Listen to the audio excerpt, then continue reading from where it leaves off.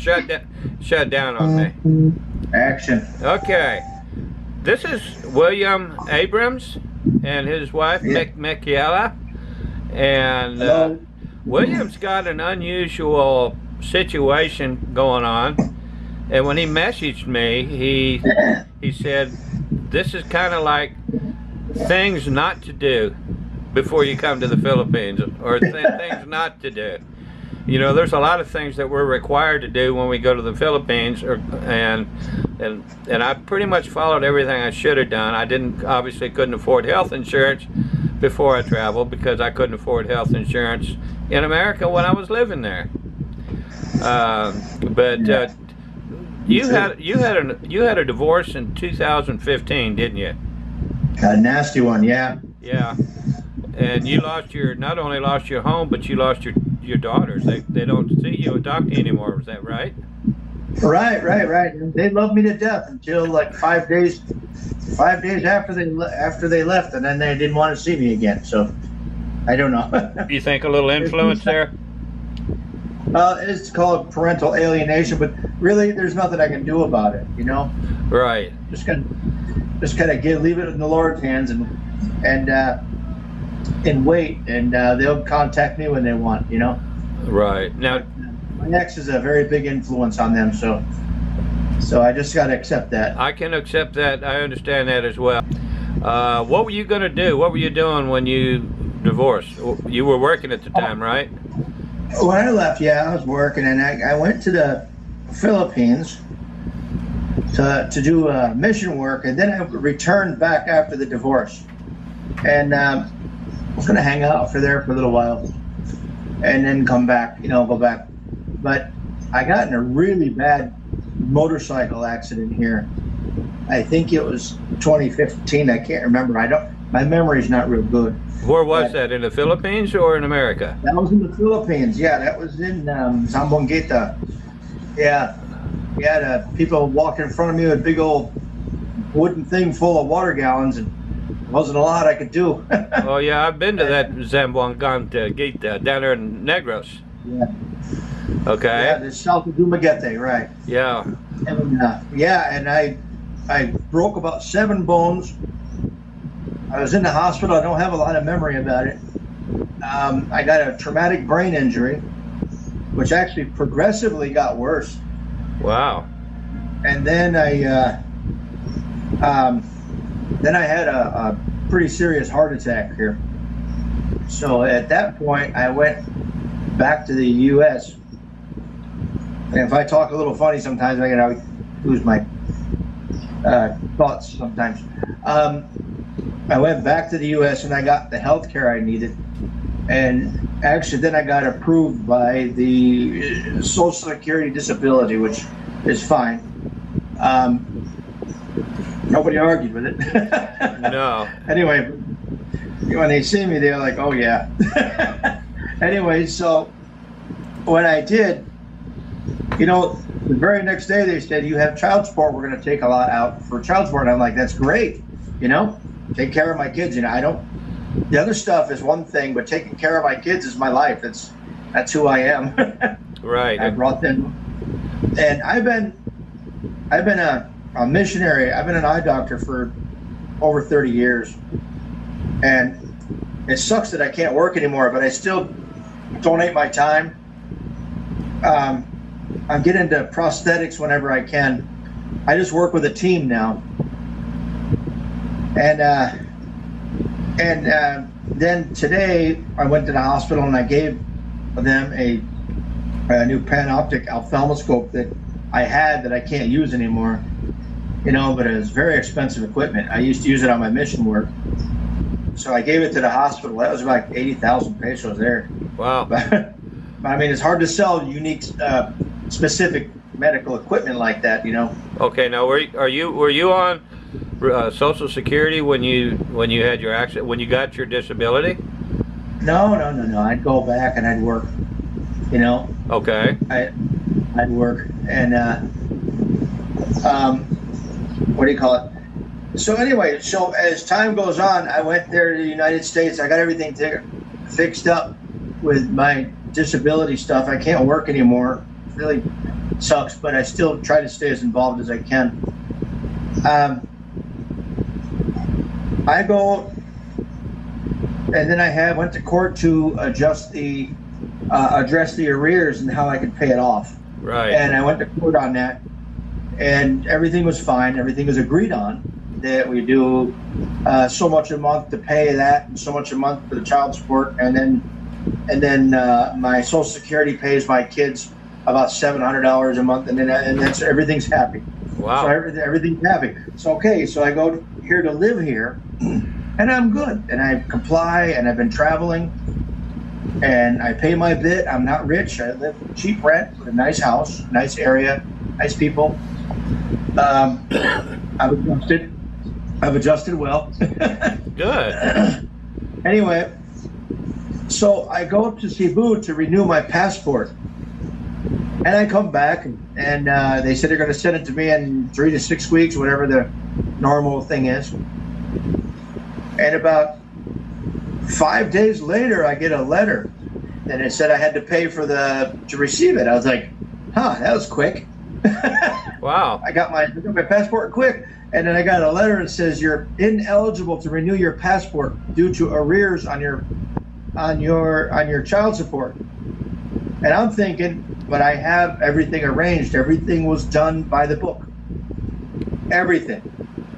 Well, a newsflash for everybody who pays child support and they're a little behind on their child support, which in my case, I was in the hospital, out coma, whatever you want to call it, and out of commission for over a year. And there's no way I could pay it. It wasn't intentional, but as soon as I got an income, I was more than happy to pay as much as necessary. Now, and like I said, it's my kids. I love my kids. So anyway, so I have a new life, and probably the 3rd of the month, it'll be my new wife here. Congratulations. and her Anyway. 2 girls. You've got two lovely girls, too. And I do take care of the 2 girls, okay? And there's Althea and Lalaine, you know? And they're 2 young, beautiful girls, very nice. They love me to death. So I must be doing something right, you know? So I have a new life, a new wife, and a new everything, and it's filling up the holes that I have, you know, that I'm missing my kids so much. I agree. Right? And then I get this letter saying you can't stay in the Philippines because we're not going to renew your passport because you're behind on child support, like $8,000 to $7,984, I think. And I said, well, that's funny. I already made it. And the lady goes, well, that's different. You know, that's the child support payment agreement. This is the child support arrears. I said, no, my agreement was to pay on the arrears. She goes, but that's different. And they said Tennessee is a zero tolerance, zero balance state, they call it, which means you have to have it paid to zero in order to get your passport back. I said, and I'm looking at myself, I said, uh-oh. So looks like I have to go to Cebu again and get a passport that's made for one-way travel back to the U.S. only. You know, they'll give you that. From the consulate, yeah. Right. You get it, this goes one way. You can't go any place. Just one way, home. And then I can't go any place. I can't come back to be with my new wife and kids. So not only have I lost my kids, I'm losing my new family too. And I'll tell you something. I got to write a book called "Kicked in the Ass." Yeah, I believe we all can write whether a big one or a little one. I believe we all can write a book like that. I'm going to start a Facebook page called "Kicked in the Ass." Tell your story. But wow. So I keep my head up. I keep my spirits up. You know, but this really sucks. This is hard for me to absorb that I lost everything, and you know, and I learned my lessons in life. And I got a new family. She knows that I've even changed a lot, you know. And then it comes around, you get kicked in the ass again. Well, you had mentioned you had mentioned to me that you were perhaps homeless. You're going to be homeless when you go back. When I go to Hawaii, that's where I get my medical treatment at. I will be one of the homeless. yes, I won't have a place to live. Now, one of the reasons why I go to Hawaii is the fact they have my good medical care there for me, and my insurance would take care of it, and they have all my records, and they know everything about my heart and my situation, my brain injury, and my treatment. You know, so there are places that I can go there, but oh my God. Wow. Yeah. Well, do you have friends and family you can stay with? No, I don't. Long-time customers or business associates? Because you were in the pest control business, I believe, right? No, that was somebody else. You were an optometrist. You were an optometrist, yes. Yes. And yeah, long time. Yeah. And any people in your field of work that you know could help give you some support for a little while? Not in Hawaii. I almost have to go to Hawaii because of my medical treatments, you know, but I have to get some of that done anyway. You know, so it's going to be hard on me. I'm going to be rough. I won't be on the street, you know, but I'm going to be in a place that's designated for myself that's poor. I understand. And it's going to suck. Yeah, imagine. You know, but I'm making a sacrifice to make sure I take care of these guys and stuff. So. Well, that's the important thing. You know, I've been maintaining my Texas electrical license. I've got a master's license, and I keep redoing it every year since I've been here for 6 years. And then after my second heart attack, I'm down to 29%. I get a hold of the Social Security and see if I can get disability, because if I go back to Texas, I can't work. There's no way I could work. And they said no, because once you're on Social Security, you can't get disability after you've retired. Even though I can work, and go back and go to work, I'm not eligible. Right. So I have to basically just throw. I got a big battle ahead of me. You do. And it's going to be tough. And yeah, I got to go there with my shirt on my back and a few possessions, and I got to literally struggle through that until I pay this $8,000 off, which is a lot for somebody that's living on a disability payment. I'm gonna do my best, but oh boy, that if I only knew how that GoFundMe works. Yeah. Because I'm not a deadbeat dad. Okay, my kids, before my wife left, I actually was divorcing her, and then she quickly turned it on me. Doesn't that sound a little bit familiar? I understand. Anyway, but you know, always took care of my kids. They used to leave me letters and give me hug coupons and stuff like that, and letters saying thanks for knocking on the door before you come in, you know, stuff like that. Right. And they love me a lot, so I know they do. So I'm not going to worry about it until they get 18. They'll contact me on their own. They always know my email address. I don't change anything on my thing. Everything's under my name, you know. Right. Transparent as you get. But I mean, to lose my kids and then end up losing this too. You haven't lost them. They're going to still be here for you, aren't they? Yeah, and I'll be sending money to take care of the house and everything, and you know, it doesn't cost that much, you know, so that's good. That's great. Yeah, you don't want that to go away for sure. I even told my one friend, I said, in Hawaii they have a lot of charities. I'm thinking of going to like Catholic charities. I said, listen, I could be treated as homeless and you can spend $25,000 a year supporting me, or maybe you could just give me $8,000 and I'll go back to where I went. because your disability is enough to take care of you, and take care of you well here. Yeah, here, yeah, but not in Hawaii or not in the U.S. Oh no. I need about $8,000 just for the first month's rent there. Yeah. You know. You know, or in most states, it'd be $8,000 just to move in, and I'm like, well, shit, I'm kind of caught in a rock in a hard place. I want to, and you know what? It's not about the money or what my ex-wife's getting or what my kids get. I want them to have it. I'm fine with everything that I take care of on that. You know, I would pay more if I could. It's just catching up with $8,000. It was $25,000. Well, now it's $8,000. I'm surprised. I'm really surprised that when your disability was set up through your disability agent, that they didn't set it up to take care of and pick up those accrued charges in the past, and that way they don't pick up They don't take up what they call it arrears. Just let everybody know out there, everybody that's an expat or anything, if you have arrears, they don't let you travel, but they can't stop you from traveling. I didn't even know about this until I got the letter. The lady says your passport was suspended back in 2016. I'm like, what? that was a big surprise. And they said, well, I've been traveling all over, you know. And she says, but you're not supposed to. They just don't do the right checks. And then I remembered every time I travel, I go to the ticket counter.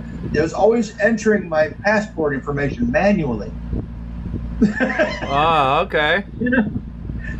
So that's wait, I'll do this. There, that's better. I get to look at the camera. Okay. Well, and so that's what I'm thinking. So people's got to be careful. Let them know that if they have arrears, that's got to be paid, or they got to make that a priority. To take care of that. If it's a lot and you make arrangements with the court to pay it, that does not make it all right with your passport. It just makes it all right with the court. I would say that anybody that knows the ins and outs of what would GoFundMe account, and they want to try to help William and his family, that would be great if somebody could come to the table or come to the plate and figure out how to do that. I had some help from my subscribers when I had my major heart attack, and I couldn't have made it without them. But if anybody here knows how to help him with that, it would be appreciated a lot. And my humble pie is I'm a bit limited on what I can do now. So, I still try to help people out where I can. But, if you spend time with me, you know that it's, it's missing a little bit. So I still have memory issues and sometimes something else, So. Okay. My heart's still bad, so yeah. So I appreciate the help if anybody gives it to me. So, it'll go a long way. It goes towards two families. That's like my kids there and my kids here. It'll help solve everything. Okay. Well, I'm going to go ahead and end this before we get too long. We don't want to put the people to sleep. They watch a video too long and they go to sleep. We want them to catch the end. Yeah. Hopefully I'll start making some good videos too, and we'll see what happens, All right. You guys watch his channel. It's William Abrams on YouTube, right? William M. Abrams, I think. Okay, on YouTube. He's got a lot of good information there, and you can reach him there. YouTube's making some changes, so they don't like people putting links anymore on that. I just saw an educational video from YouTube from their creators, whatever, and so I went through them and spent the last day and a half deleting all my links and stuff. So to my girl's channel, she's got a channel, I had to take all those links down because they're really making things difficult. They're getting difficult. They allow the trolls, but they're going to hold us to the standard. Yes. Don't worry, hold back. The more righteous we are. There you go. Alrighty. Okay, well, hopefully somebody will come up and help you. Okay, bye-bye.